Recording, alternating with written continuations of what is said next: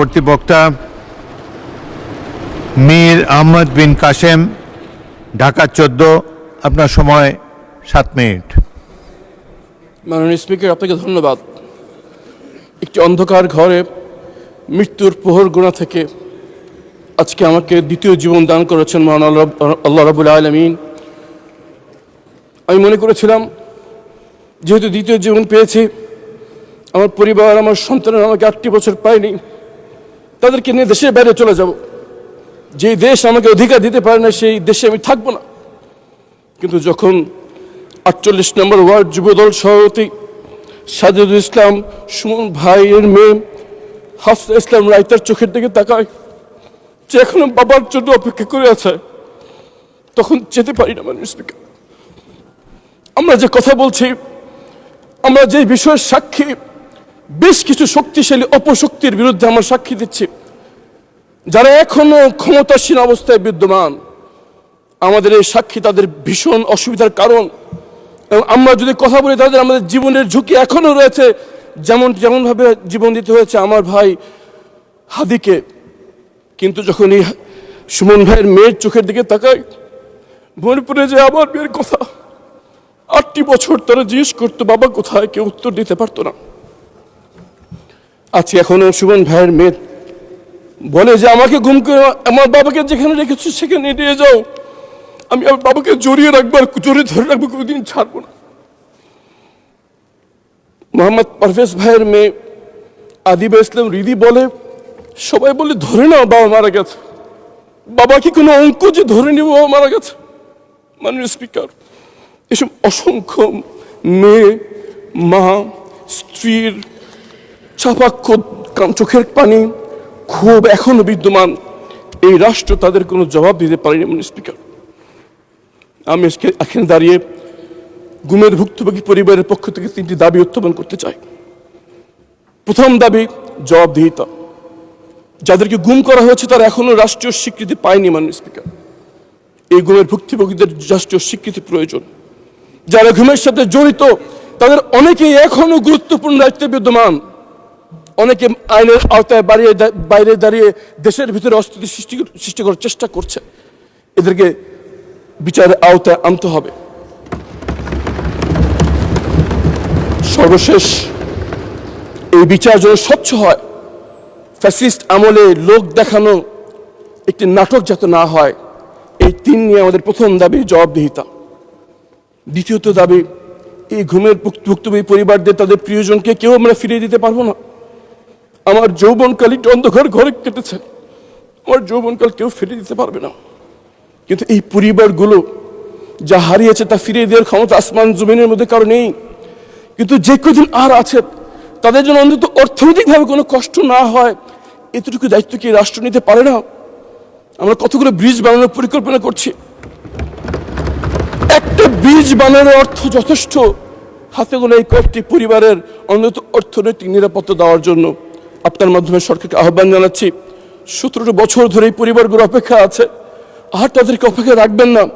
অবিলম্বে তাদেরকে একটি এমনভাবে অর্থনৈতিক পুনর্বাসনের ব্যবস্থা যদি আমরা করি যেন আর যাই হোক অর্থনৈতিকভাবে তাদের আর কোনো দিক যেন তাকাতে না হয়, এটা আমাদের দ্বিতীয় দাবি। এবং তৃতীয় এবং সবচেয়ে গুরুত্বপূর্ণ দাবি হচ্ছে, এই ধরনের ঘৃণ্যতম মানবতা বিরোধী অপরাধ আর কোনোদিন যেন এই বাংলার মাটিতে আর হতে না পারে, সেজন্য আমাদের ব্যবস্থা গ্রহণ করতে হবে। তার জন্য দরকার শক্ত আইন, তার জন্য দরকার রাজনীতিবিদদের দৃঢ়তা, যে আমরা আর যাই করি এই ধরনের অপরাধ যেন বাংলা মাটিতে না হতে পারে।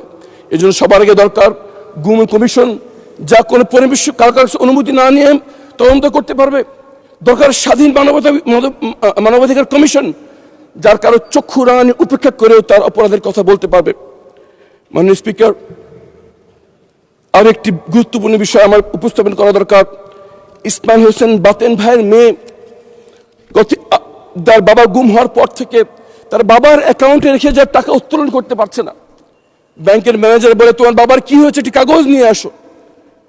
আনিসা ইসলাম ইনশা গত বছরটি বছর মন্ত্রণালয় থেকে মন্ত্রণালয় ঘুরে বেড়াচ্ছে একটি কাগজের জন্য, যে তার বাবা যে গুম হয়েছে এটা যেন লিখে দেওয়া হয়। এটা আমরা দিতে পারিনি। আইনমন্ত্রী এখানে উপস্থিত আছেন, এমন একটা আইনি ব্যবস্থা গ্রহণ করা যারা গুমের ভুক্তভোগী যারা আছেন তারা যেন স্বীকৃতি পায় তার বাবা মৃত নন, তার বাবা জীবিত নন, কিন্তু এই স্বীকৃতি তাদের দরকার। অবিলম্বে একটি আইন করার আহ্বান জানাচ্ছি। মাননীয় স্পিকার, আল্লাহ আমাকে দ্বিতীয় জীবন দিয়েছেন, কিন্তু ঢাকা 14 আসনের জনগণ আমাকে এখানে দাঁড়িয়ে কথা বলার সুযোগ করে দিয়েছেন। তাদের জন্য কিছু কথা বলতে চাই। ঢাকা 14 আসনের সবচেয়ে নিগৃহীত জনপদের নাম হচ্ছে কাউন্দিয়া, যেটি জলবদ্ধ একটি ইউনিয়ন, যেখানে কোনো সড়ক যোগাযোগ নেই। 54 বছরে ঢাকার বাংলাদেশের অনেক প্রত্যন্ত অঞ্চলে ব্রিজ হয়ে গেলেও এই কাউন্দিয়া এখন পর্যন্ত সড়ক যোগাযোগ হয়নি একটি ব্রিজের অভাবে। মাননীয় প্রধানমন্ত্রী নির্বাচনী প্রচারণার সময় ওয়াদা করে এসছেন যেখানে একটি ব্রিজ নির্মাণ করবেন। আমি দাবি জানাচ্ছি আগামী 6 মাসের মধ্যে ব্রিজের নির্মাণ যেন শুরু হয় ইনশাআল্লাহ। মিরপুরে একটি অন্যতম ধর্মীয় কেন্দ্রের নাম হচ্ছে শাহ আলী মাজার, কিন্তু দুঃখের সাথে বলতে হয় এই মাজারে অনেক অবৈধ অশ্লীল কাজ চলছে। মাজারের সম্পত্তি নিয়ে ব্যাপক দুর্নীতি হচ্ছে। মাননীয় ধর্মমন্ত্রী এখানে উপস্থিত আছেন, আমি ওনার সহযোগিতা কামনা করছি।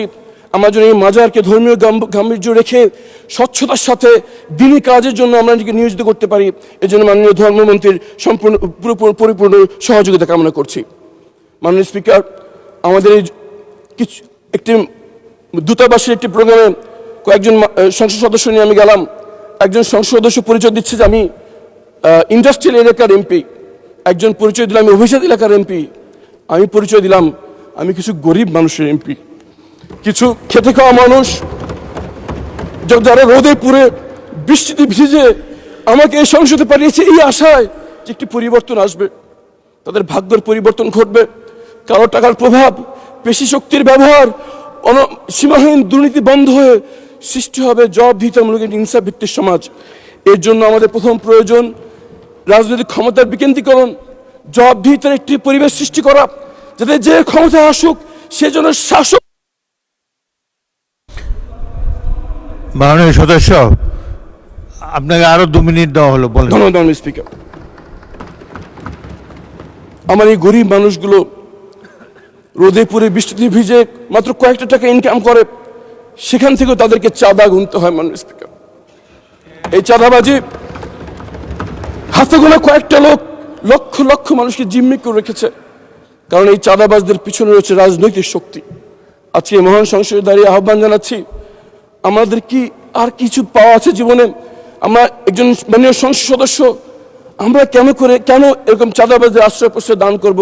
আসলে আমরা শপথ গ্রহণ করি, যারা মানুষকে কষ্ট দেয়, যারা মানুষদের কাছ থেকে চাঁদাবাজি করে, যারা মানুষকে হক নষ্ট করে, এদেরকে আর যাই হোক আমরা রাজনৈতিক আশ্রয় প্রশ্রয় দেব না ইনশাআল্লাহ। এবং ইনশাআল্লাহ আমি নির্বাচন ঘোষণা করেছি ঢাকা 14 আসনে কোনো চাঁদাবাজ সাথে আমার কোনো সম্পর্ক নেই এবং কাউকে আমরা চাঁদাবাজি করতে দেব না ইনশাআল্লাহ। এই ঘোষণা প্রত্যেকজন সংসদ সদস্যের কাছ থেকে আমি আশা করছি ইনশাআল্লাহ। ফুটপাথগুলো বেদখল হয়ে রয়েছে, খালগুলো দখল হয়ে রয়েছে, যার কারণে একটু বৃষ্টি হলে জলাবদ্ধতা হয়ে যায়। খেলার মাঠ নেই, যুব সমাজ খেলাধুলা করতে না পারার কারণে মাদকাসক্তির মধ্যে ঝুঁকে পড়ছে। শিক্ষা কেন্দ্র যেখানে আমাদের সন্তানের মানুষ হয় সেখানে নিয়োগ বাণিজ্য চলছে, এগুলো বন্ধ হওয়া দরকার। আসলে আমরা ঘোষণা করি যে সবার আগে দেশ 5 বছরের দলীয় স্বার্থ নয়, 50 বছরের জাতি গঠনের কথা চিন্তা করে আমরা দেশ চালাবো ইনশাআল্লাহ। যদি আমরা এই কাজটি করতে পারি তাহলে আমাদের শরীর যখন কবরে পৌঁছবে তখন আমাদের রেখে যাওয়া কাজের বিনিময়ে কালকে আমাদের কঠিন প্রশ্নের সম্মুখীন হওয়া যখন আমরা হব, তখন এই কাজগুলো আমাদেরকে শেফায়াত দান করবে, আমাদের প্রশ্নের উত্তরকে সহজ করে দেবে, আমাদেরকে সত্যিকার অর্থে সফলকার করবে এই দুনিয়াতে এবং চিরস্থায়ী জীবনে। সম্মানিত স্পিকার, আপনাকে ধন্যবাদ। আসসালামু আলাইকুম ওয়া রাহমাতুল্লাহি ওয়া বারাকাতুহু। ধন্যবাদ মাননীয় সদস্য।